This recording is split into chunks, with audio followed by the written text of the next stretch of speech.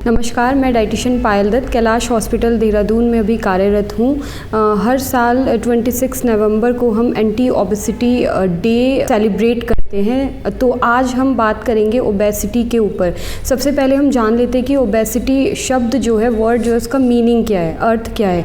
Obesity का मतलब है अगर आपका बॉडी वेट जो है वो आपके हाइट और आपकी एज के अकॉर्डिंग जितना होना चाहिए, अगर उससे ऊपर आपका वेट निकल जाता है तो इसका मतलब आप ओबेसिटी की श्रेणी में, ओबीस की श्रेणी में आ जाते हैं। अब उसका पता आप कैसे लगाएंगे कि आप ओबीस की श्रेणी में है या नहीं है, आपको ओबेसिटी है या नहीं है, वो पता लगाने के लिए काफ़ी सारे BMI कैलकुलेटर भी मार्केट में अवेलेबल है। आपके फ़ोन में कितनी एप्लीकेशंस भी आप ऐसे इंस्टॉल कर सकते हैं जो आपको BMI आपका बता सके। BMI होता है बॉडी मास इंडेक्स, जिसके थ्रू ही आपको पता लग पाएगा कि आप ओबीस की श्रेणी में आते हैं या नहीं आते हैं। आपको सबसे पहले अपना वेट तो मेज़र करना ही होगा कि आपका वेट कितना है, आपको अपना हाइट लेना होगा, देन आप अपना एज उसमें मेंशन करेंगे। जब आप अपना BMI निकाल लेंगे, जब वो कैलकुलेशन आपके हाथ में आ जाएगी, उसके बाद आप एक न्यूमेरिकल एक नंबर होता है, अगर आप उस नंबर से ऊपर जा रहे हैं तो इसका मतलब आप ओबीस की श्रेणी में आ चुके हैं। अगर आपका BMI आपने कैलकुलेट किया, आपका BMI जो है वो 18 के नीचे आता है, 18 के अगर नीचे आ रहा है तो आप अंडरवेट है, आप अंडरवेट श्रेणी में हैं। अगर 18 और 25 के बीच में है तो आपका वेट जो है वो परफेक्ट है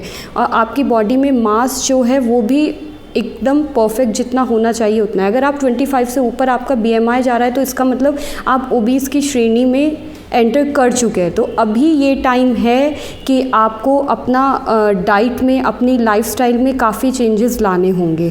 अब इसके पहले हम कॉजेज़ जान लेते हैं कि कारण क्या होते हैं कि आप ओबीस की श्रेणी में गए कैसे। तो मुख्य कारण यही है कि सबसे पहला तो जो आउटसाइड ईटिंग जो हमारी होती है, आउटसाइड ईटिंग में आता है कि जो भी हम बाहर का जंक फूड जितना खाते हैं या घर का खाना छोड़ के बाहर का खाना हम जो भी खा रहे हैं, जितनी हम packaged, processed and baked items जो हम ज़्यादा से ज़्यादा ले रहे हैं, या स्पाइसी, फ्राइड, अगर आप बाहर भी नहीं खा रहे हैं तो घर पे आप स्पाइसी बहुत ज़्यादा या फ्राइड बना के आप खा रहे हैं, उसकी वजह से हम ओबीस की श्रेणी में आते हैं। सेकंड, एक बहुत मेन कारण है आज के समय में कि फ़िज़िकल एक्टिविटी ज़ीरो हो चुकी है, बहुत कम फ़िज़िकल एक्टिविटी है। मोस्ट ऑफ जॉब्स जो हैं वो सिटिंग हो चुकी है।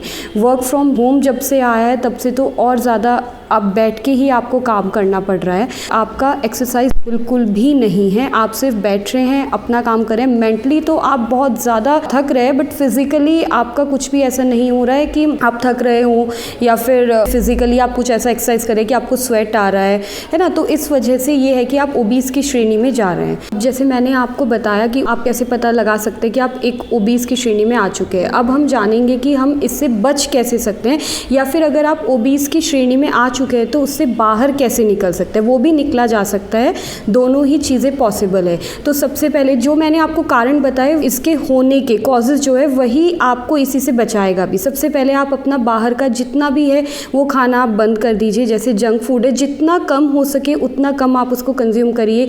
आपका पैकेज्ड है, प्रोसेस्ड है और बेक्ड आइटम्स जो भी है वो जितना हो सके उतना ज़्यादा आप उसको कम करें। मेन ध्यान आप ये भी रखें कि घर पे आप इन चीज़ों की अवेलेबिलिटी जो है वो कम रखें। अगर आपके सामने चीज़ें होंगी तो आप खाएंगे, अगर आप घर पे चीज़ें नहीं होंगी तो आप एक बार सोचेंगे उसको लेने से पहले या खाने से पहले, है ना। सेकंड, आपको ध्यान रखना है कि अपना फिज़िकल एक्टिविटी आपको मेंटेन करना है। आप कितना भी बिजी हैं, 30 मिनट्स आपको अपनी बॉडी के लिए पर डे निकालना ही निकालना है। चॉइस आपका होगा, वॉक करना चाहते हैं आप, कोई योग करना चाहते हैं आप, जॉगिंग करना चाहते हैं आप, या फिर कार्डियो करना चाहते हैं, वो आपका चॉइस है, आप जो भी करना चाहें। बट 30 मिनट्स या वीक में 5 डेज़ आपको देना ही देना है। 7 डेज़ भी आप नहीं कर पा रहे तो वीक में 5 डेज़ डेली का 30 मिनट्स आपको फिज़िकल एक्टिविटी करना है। हाँ, अगर जैसे आपका जॉब सिटिंग है तो आप एक चीज़ ये भी कर सकते हैं कि आपने लंच किया, लंच करके आप उठे, थोड़ी देर वॉक करें, 10 मिनट्स का ब्रेक ले लें, 10 मिनट्स पॉज करके आप थोड़ा वॉक करें, देन उसके बाद आप वापस से बैठ के अपना जो भी काम है वो दोबारा से आप शुरू कर सकते हैं। तो इस तरीके से आप ओबीस की श्रेणी में जाने से बच सकते हैं और जो चले गए हैं वो इससे बाहर निकल सकते हैं। Subscribe now and press the bell icon. Never miss an update.